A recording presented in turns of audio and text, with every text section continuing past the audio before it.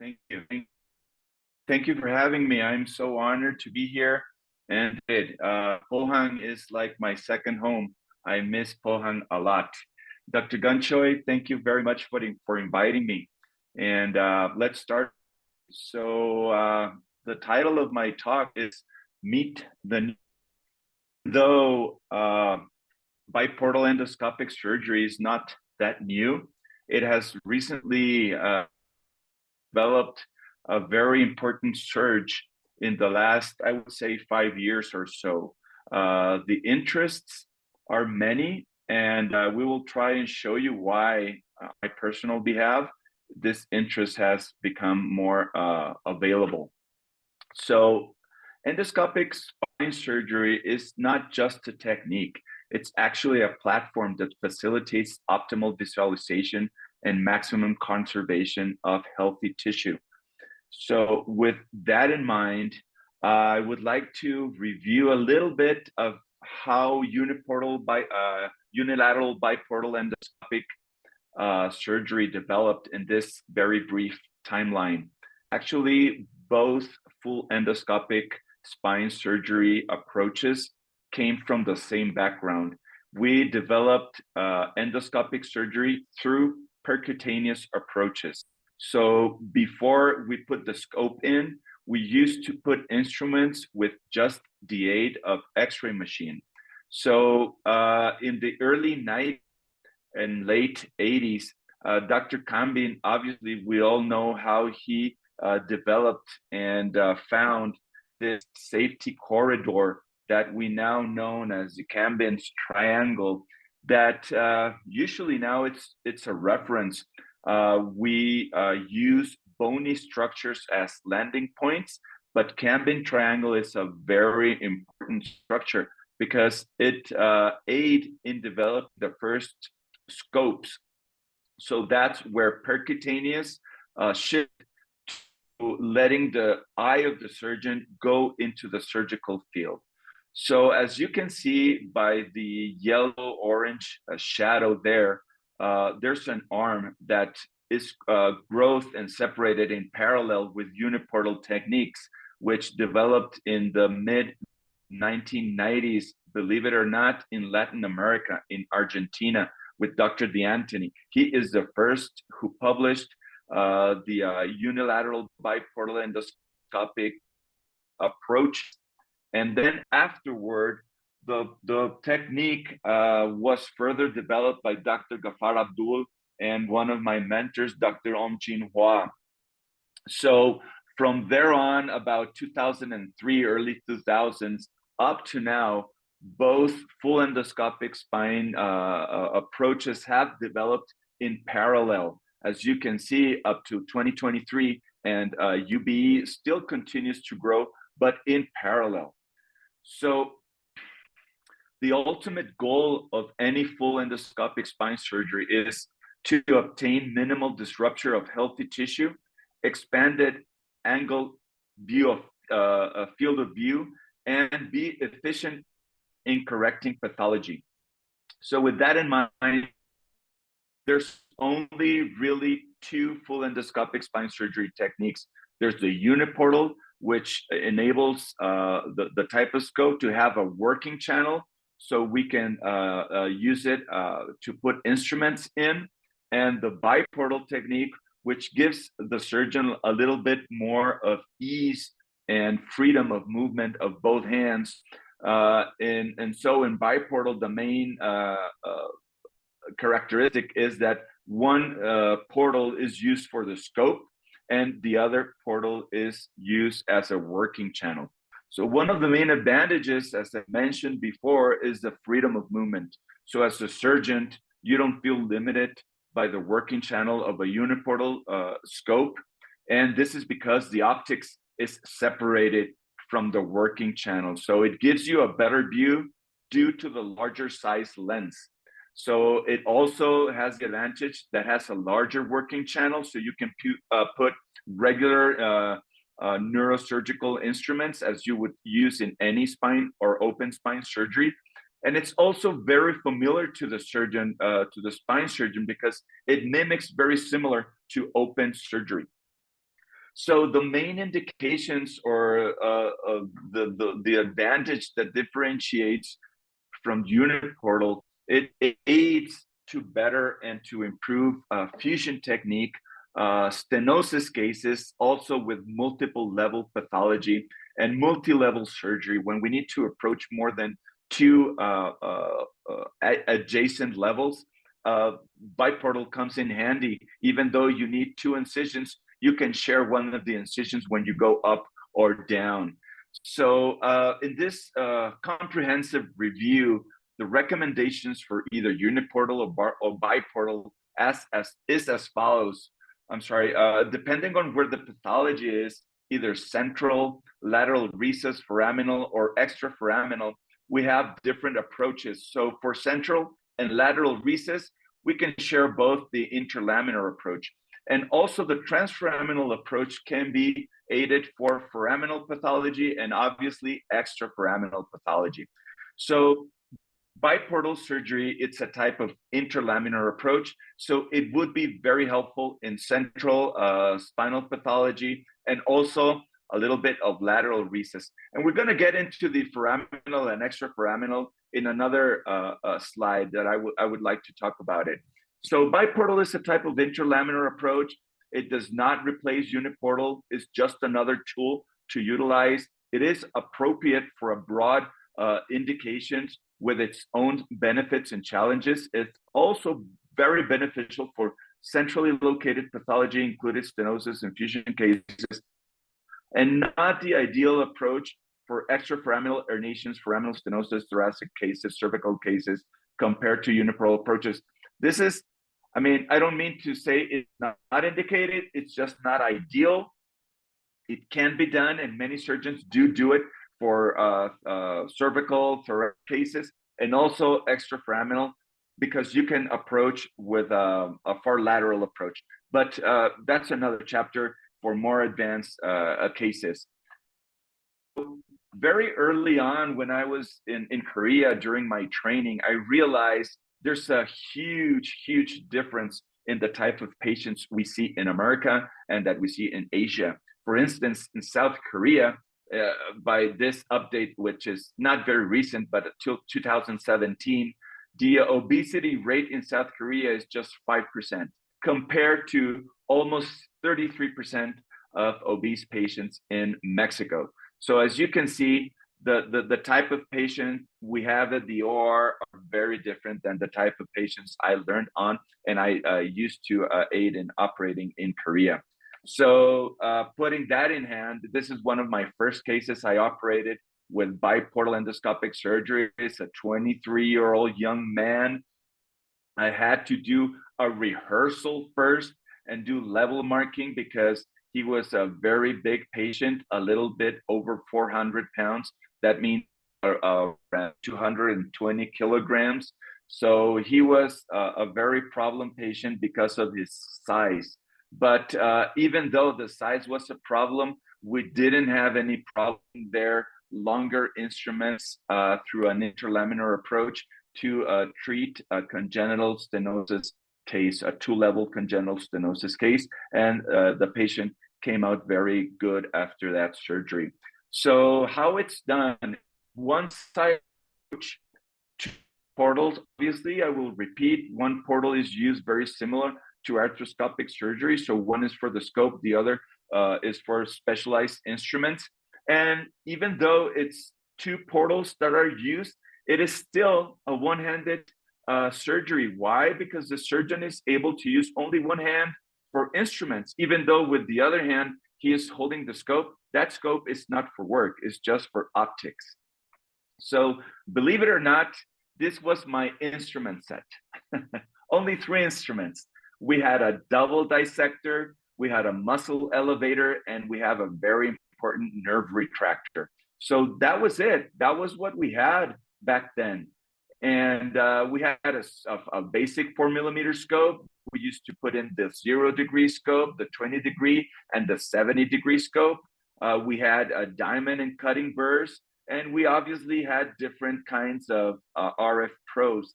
This side contact RF probe which is a little bit large in size, is very handy for the initial dissection. But now, I mean, this is part of what's new with this new player. We have more drills, we have more availability, we have a variety of RF probes to fit into every corner. We have changes in the cannula design for the scope, and obviously we incorporated rotating kerosene. Rotating kerosene come in very handy because sometimes you end up touching your scope. So in order to be more efficient, the tip of the kerosene, it's able to rotate 360 degrees. So that is very important tool to have in handy. So this is how it looks. This is the workflow. This is a fully draped patient. And it works like something like this. So the first axis is the lever marking, the incision, the sequential dilation, the insertion of the high flow shaft with obturator and the scope. The second axis for a triangulation tool follows the guiding rod, guiding tubes, working tube, and then what you need to put in, which is the instrument. And I like very much the flow that the image here that you see from the X-ray. So the scope for a right-handed surgeon from a left side approach would be at the far lower end of the pedicle. That is what you would use for incision for the scope. And for your instrument or working channel, you would use the medial pedicular line where it intersects with the upper ridge of the lower lamina. That is a very basic construction, and both instruments should meet in the center, like very much in this picture. So axis options, left side pathology, it's easier for a right-hand surgeon, instruments on the right hand. And right side pathology, I will show you some diagrams following, but you can adjust the axis angles more caudally to reach under the lamina. And also you can approach from the contralateral side. That means that the surgeon can be standing on the left and approach on the right side. So, and sometimes some surgeons can do it. I can't. They switch hands. I cannot do it. So this is one of the diagrams you'll probably find more handy. So let's see a left surgeon on the left, head is here, feet are here. So this is a very basic left side approach. 1, 2 incisions, one for the scope, one for the instruments, about 2 centimeters apart. This is the other variant I talked about. Surgeon is still on the left, head towards this side, feet towards this side, but the surgeon approaches directly on the right side. That's not a problem. Very easy to do. And the other challenge is because you have to move in just a bit caudal to get right, because remember, this is the working channel and this would be the scope, unless you are one of those surgeons that can chance would put scope here and the instrument here. But I find that very challenging. How does it go? We put the serial dilators through the inlets, and we have to be very careful of this. And I remember what Dr. Guncho used to tell me on how to avoid, what is the best way to control bleeding. It's actually to avoid it. And you have to be very aware of where the arteries are. So we see this green circle right here. This is all safe spots. We don't have that much circulation, that arterial bleeding going on there. So when you start detaching muscle, just keep very close to the lamina. And once you keep close to the lamina and what you put your scope in and you see your other instrument to create your first triangulation, it would be a very clean field of view. So you won't have any problems.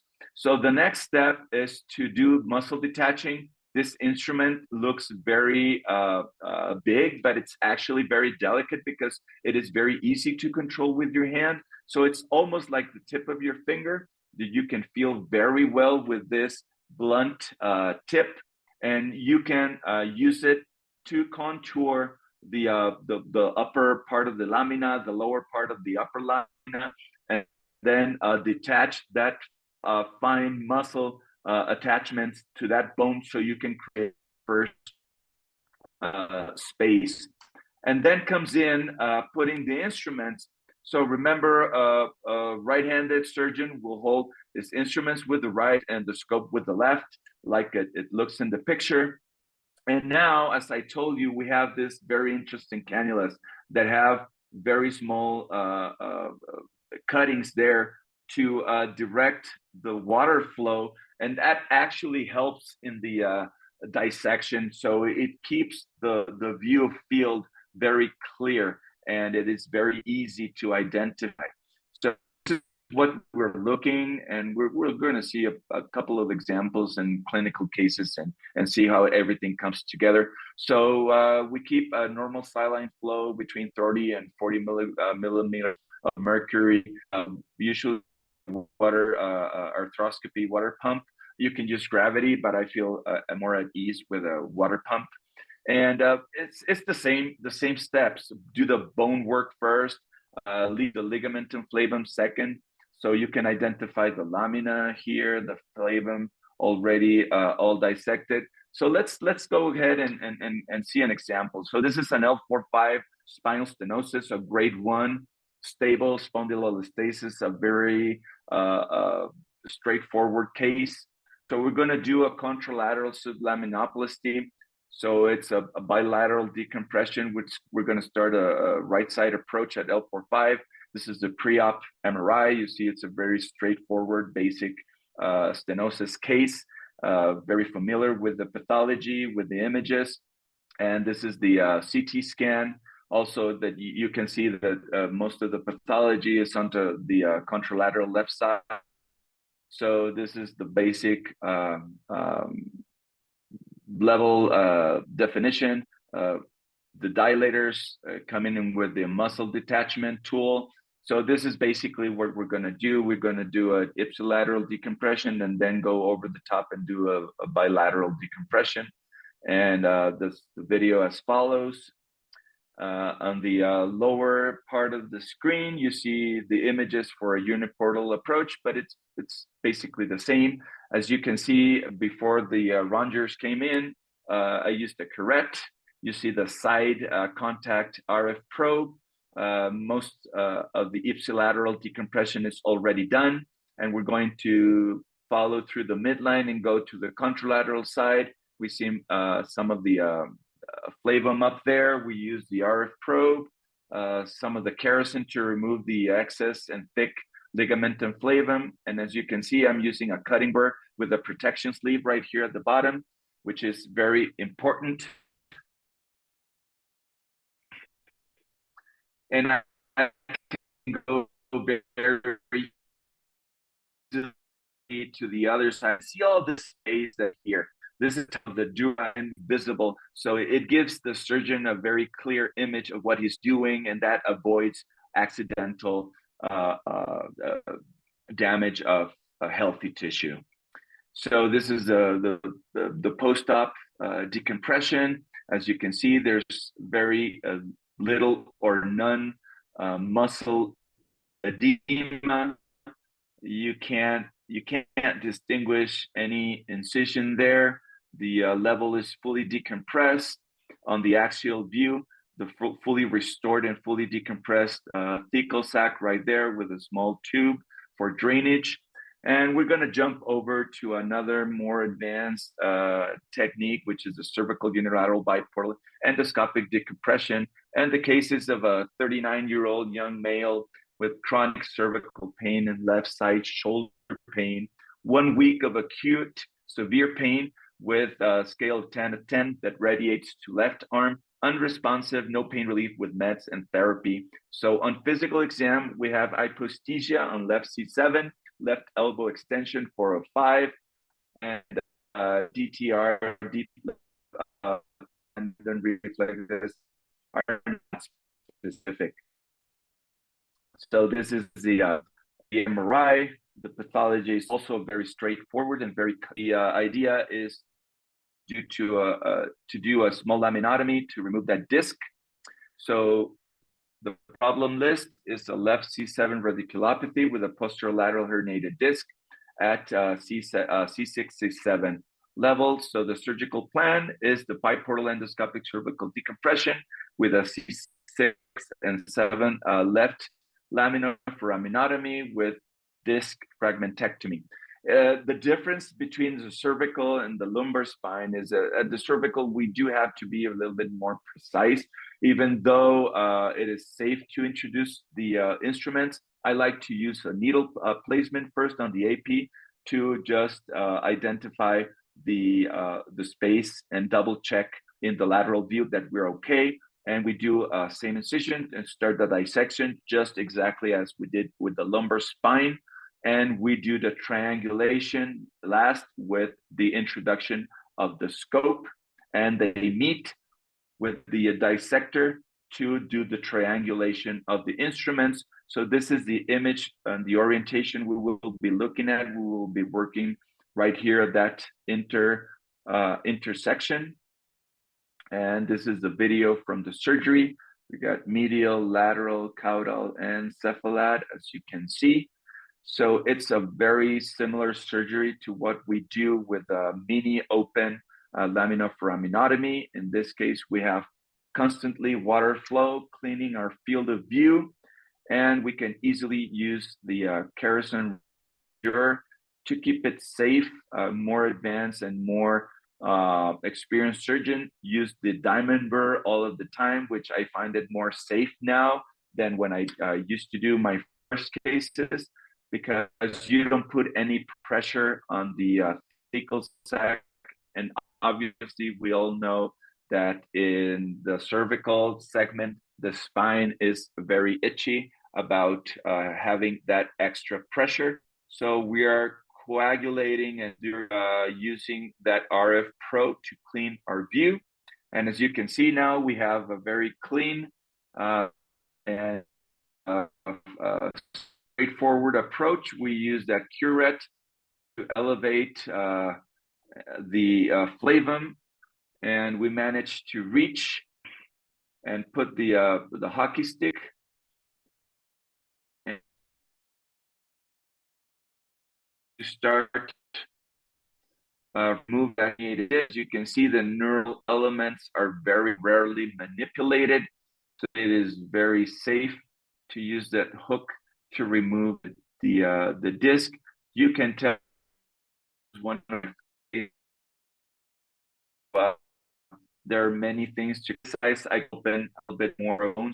I was able to manage this case without any problems.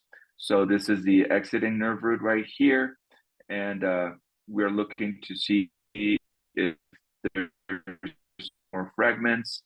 I think there's a little bit, yeah. We're going to remove some more disc from there. As you can see, the zoom advantage that we see and the clarity with the extra scope that we have there, it is way better, because obviously the diameter lens, it is very important. So more light can come through in, and more light means more clear image and more defined image. One thing that I love about endoscopic surgery for uniportal and bilateral is documentation. You cannot argue how well document surgery, and obviously it helps a lot with personal growth. If you can see your videos, if you can auto criticize your work to improve as you follow with more and end result, fully decompress segment, the small incisions, the disc fragments that we took out. So what we can do ipsilateral posterior approaches. We can do contralateral approach. As I told you earlier, we can do far lateral paraspinal, mimicking the Wiltse approach. Obviously, it's a little bit more advanced cases because the anatomy to small incisions, it's a little difficult. At least I found it difficult when I was learning, and definitely very handy in fusion cases. So these are my references. And thank you very much. I think it was a little bit short of the time expected. And please do share your thoughts. This is my social media from Facebook, Instagram, my webpage, and my email, info@espaldasaludable.mx, which means healthy spine. Thank you very much. Thank you very much for your wonderful lecture. I actually have some questions for myself. I myself am from Brazil. Yes. I would like to ask some questions to you. How is the current state of the adoption of biportal technique in Mexico? How do you feel the adoption is right now? It is very fast. A lot of surgeons who go to those weekend workshops want to get right away and start working. I think we share something between Latin America